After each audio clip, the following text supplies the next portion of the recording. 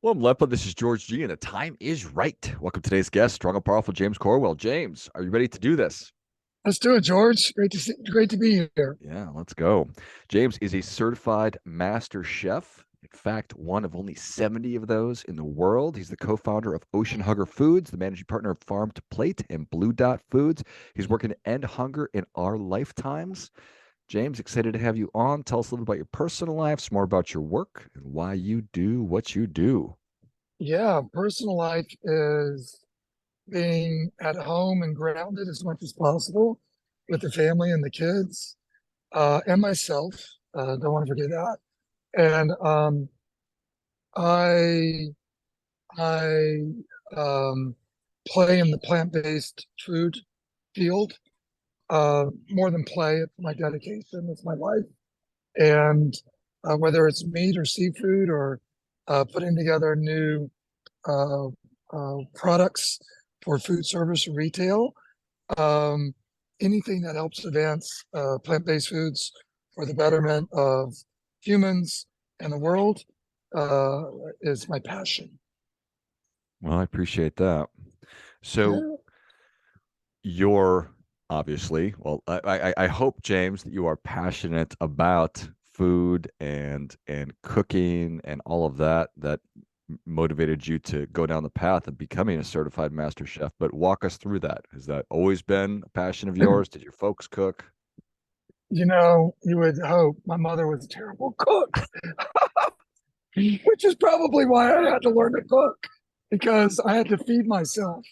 Um, um, um, but that said, it fit me very physically. Um, mentally, I love the pace. Physically, I love the pace. Um, the crafting of food using knives and meat was something that always appealed to me. Um, I'm probably the poster child for somebody going into the culinary arts.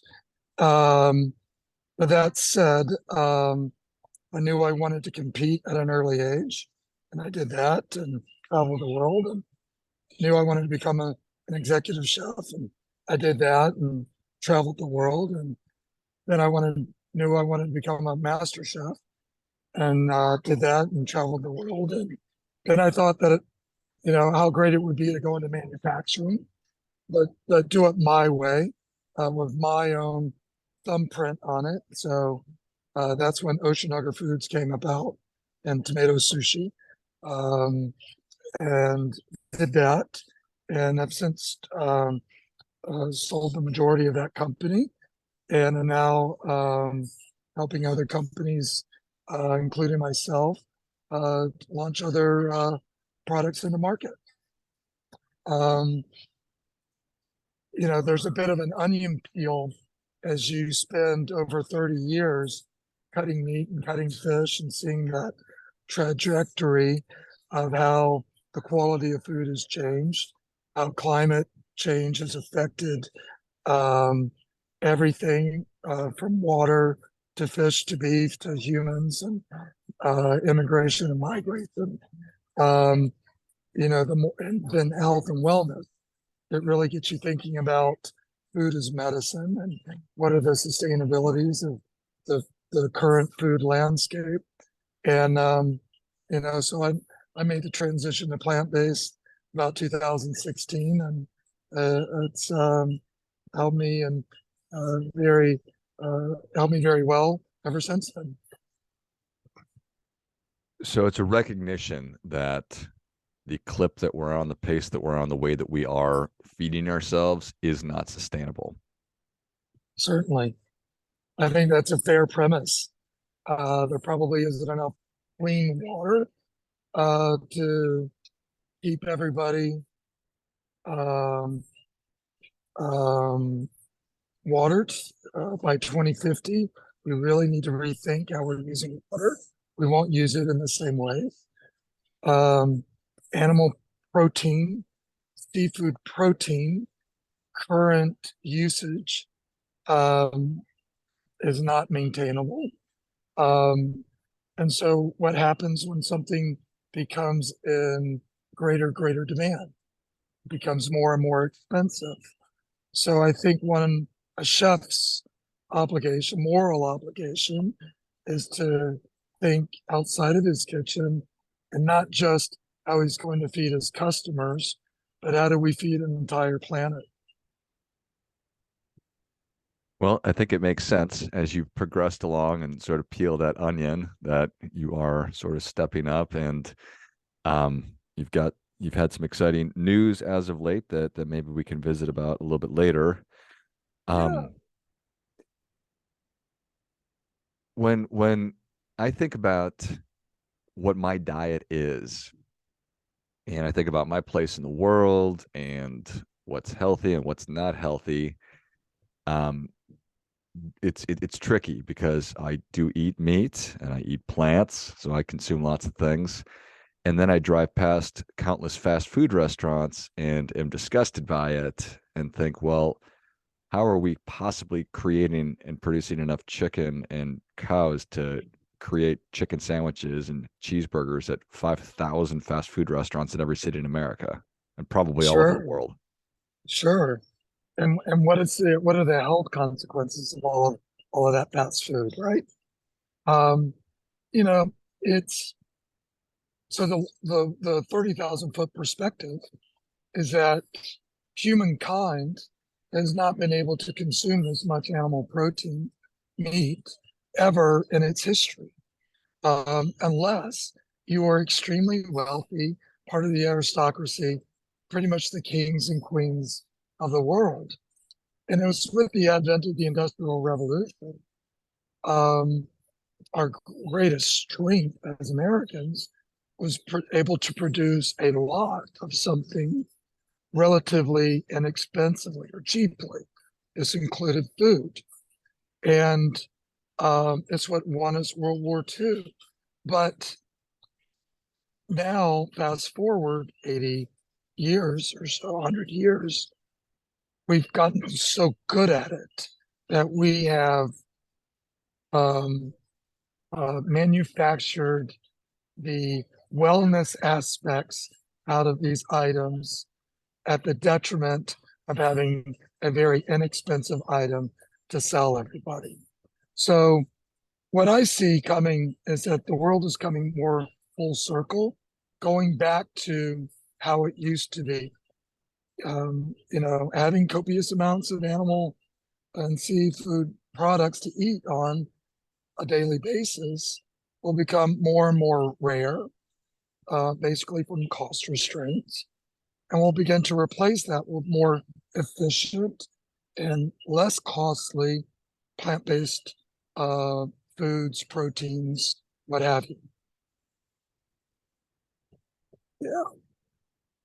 So it's not all doom and gloom. It's We're just going to revisit. yeah, We're just going to revisit. Yeah. it's I don't like to be told what to do. I don't think anybody really likes to be told what to do. I don't No. like to be preached at or to have somebody wave their finger at me. And God bless Greta Thunberg, but I think she's Yeah. polarizing. There's probably a lot of people who are sick of her, and then obviously a lot of Sure. people who are love her and are singing her praises. Yes. And I think that you make a good case for what the future looks like and why versus just coming off like something that's not going to be effective. No, I'm not preaching from an ivory tower. That's not my goal here. Um, Mine is purely based on economics.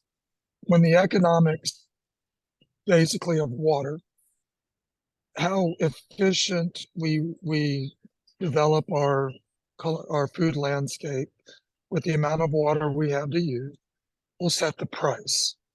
Um, and it just so happens that raising meat takes a lot of water, and water is scarce. The amount of people on this planet who need water just to survive is really driving those costs away from livestock. And so it's really the economics of it is what I see being the greatest instrument of change. And it's always fascinating to see where these changes are coming from. But look, meat and fish will still be there. In the food pyramid of the future of a grocery store, meat and fish are there, but it'll be at the very tippy top of that pyramid, costing the most. And then the middle will be more commodity driven, cellular agriculture, meats for the everyday hamburger consumption. But at the bottom of the pyramid, the foundation and broadest part of that pyramid will be plant-based for its cost effectiveness. And in my mind, probably the most nutritious. Yeah. So when your challenge slash opportunity is to use your obviously know-how to make delicious food for us to eat, how do you do you attempt to mimic the taste of if we're talking about a plant-based seafood, are you trying Yeah. to replicate the taste of salmon or whatever? And what are you using to do that? Is there a specific kind of plant that you use? Yeah, great question. So I'm under penalty of death to tell you the exact ingredients, but they're all approved. Look, they are um, not very sexy, what you might call binders and gums, um, that add texture, that pretty much that create an architecture to hold fat and protein and water in place. A lot of the flavorings and colors are all natural and derived from plant-based sources, but they're derived from um, microbes or yeast and things of that nature that are cultivated for their certain characteristics, again, for color and certain flavor. And it gets much more scientific, but pretty much that's the layman's terms view of it. But think of cornstarch used to thicken a sauce. Well, if you remove a lot of that liquid, that sauce would get much, much more thicker and create a gelatinous type of jelly-like texture. So there are other similar ingredients that do similar gelling, similar to that in the right proportions give you a good meat-like texture. Nice. And does it come easy to you to do this? Is it a learning curve like anything else? I feel very fortunate. Um, most food scientists, R&D scientists, don't have the benefit of being a culinarian, a chef. So they have a hard time discerning flavor and texture. And they also don't fully understand the end user, which in this case would be other chefs or um, let's say foodies. So, um, I think that's very important. That's one of the reasons why I got into the field because I saw our culinary landscape changing. So, who is going to define this field? The scientists at large or the chefs at large? And I wanted to be part of that conversation. Makes a ton of sense. Kind of like Oh, merging thanks. humanity with technology, right? Exactly. You know, we got to get the chefs out there putting their thumbprint on this changing environment. The world Yeah. is changing, and it really is bright, but it is so different than how I learned to cook because grand cuisine was just that. It was meant for it came out of hundreds of years of just cooking for royalty and those who could really afford it. And it broke loose during the age of the Industrial Revolution, but now it's changing, and it's really important for chefs to step up, embrace the change, but also embrace the changes that the change is bringing. Yeah, it strikes me that if we are to shift incrementally towards more plant-based foods, that it better taste good and it better have a texture that's appealing. Otherwise, it's We probably not going to work. in the business we call that full functionality. Okay. So we want it to have full functionality, searing, sauteing, flaking. Look, it's and there's history. The history, I find all my solutions in history. There are, if you go back to the Aztecs, you go back to the Hindu culture, 10,000 years, 20,000 years old. How were those cultures able to survive in areas that didn't provide enough animal protein to grow the populations of millions of people over thousands and thousands of years? Look, it was with plant-based, but we're not just gonna, step on the brakes and all go plant-based all of a sudden. And so we're gonna have this kind of gray area where where we have the our diet segmented into lots of different areas. Phthalatic, plant-based, the real stuff, maybe some fasting for health purposes, um, lots of different shakes and fermented foods and things of that nature. We'll start to break up our diet. And instead of the 3 square meals, it might be 6 little meals, but all much more varied than ever before. And it's through this kind of Rubik's Cube diet that the future of dining will begin to really take shape. Fascinating. Exciting. Yeah, Full functionality. yeah, I love a little inside baseball there. So yeah. um Well, I'm working on a project where we're trying to make plant-based croissant, which is full of butter. And so when you make a plant-based butter, for instance, it needs to be allergen free. So it can't be based on nuts and things of that nature, which are also very water intensive. Uh, something on order, it takes like a gallon of water to produce one almond. So, but also it needs to perform like real butter. It's had the lift and the flakiness of the pastry. All of that is based on the butter. And so that's what we look for in the industry, is that if we do have a substitute, it needs to perform exactly like the real thing. takes a gallon of water to produce an almond. Yeah, man, Wow. That's a lot of amazing. water. Yeah, we need to be able to produce more food this year than last year. And each and every year, we need to be producing more and more food because there are more and more people on the planet to feed, and the demands for the food are greater and greater and greater. Unfortunately, California, which has been our number one breadbasket, is actually decreasing its production year after year. So the United States is in a unique position to look for a second breadbasket. That second breadbasket will likely become more central to the U.S., closer to the Mississippi. But you'll see a lot of those crops grown in California start to migrate closer and closer inland. Yeah, Fascinating. yeah, Well, James, thank you so much for coming on. Where can people learn yeah. more My about pleasure. you? How can they Yeah, how can they engage? Where can they get some of your food, James?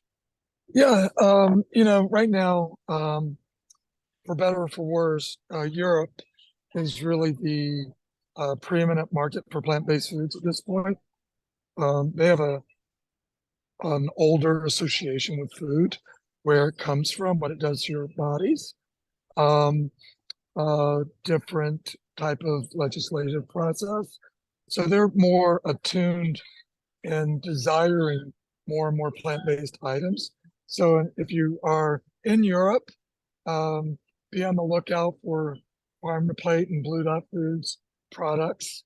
Um, don't feel bad about the United States. We're only about 5 years behind. 5 years goes like that. But you know, just can always Google me, and my current status will pop up, I'm sure. So Excellent. Where it comes from, what it does to my body, what it does to your body. Those are such simple and powerful questions right there, James. It comes yeah. from the drive-through and it makes me feel good.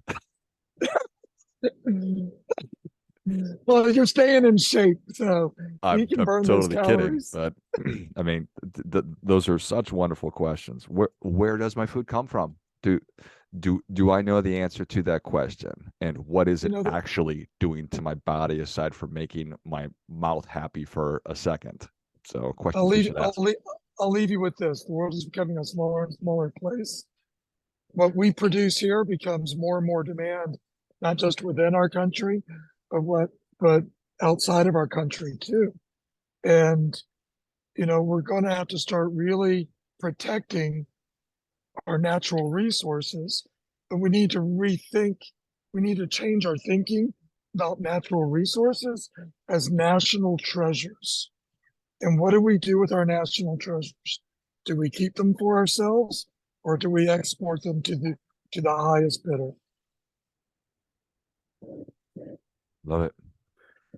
Well, if you enjoyed as much as I did, show James your appreciation and share today's show with a friend who also appreciates good ideas. Connect with James. I will list all the websites and different places you can learn more about him and what he is working on and track his progress towards, in fact, ending food hunger in our lifetime. James, my money is on you, man. Thank you again. Thanks. Thanks, George. I really appreciate it. Thanks for the call out. Until next time, remember, See you next time. yeah, brother, do your part by Okay. doing your best.